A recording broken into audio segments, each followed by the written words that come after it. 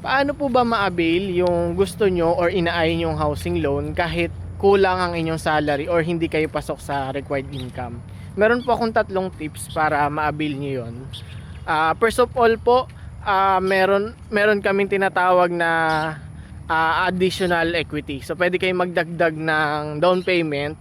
Pag nagdagdag kayo ng down payment, bababa po yung inyong amortization, and then bababa na din yung inyong required income. So makakapasok na kayo. And then sa pangalawa po is pwede yung co-borrower. So hahanap po kayo ng at least 2 to 3 co-borrowers, kasi si Pag-ibig nag-aalaw po siya ng 2 to 3 co-borrowers. So yun. And then yung pangatlo po, pwede po yung engagement.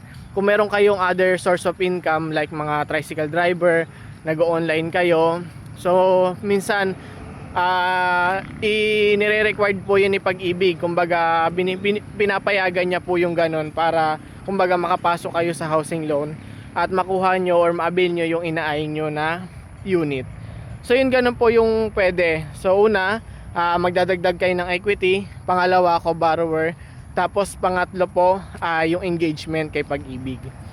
So yun lang po, sana nakatulong. And kung interested kayo mag-rent to own house, meron po akong mga hawak niyan. Pwede ko po kayong i-assist. And pwede po tayo mag-site viewing sa project na gusto nyo po.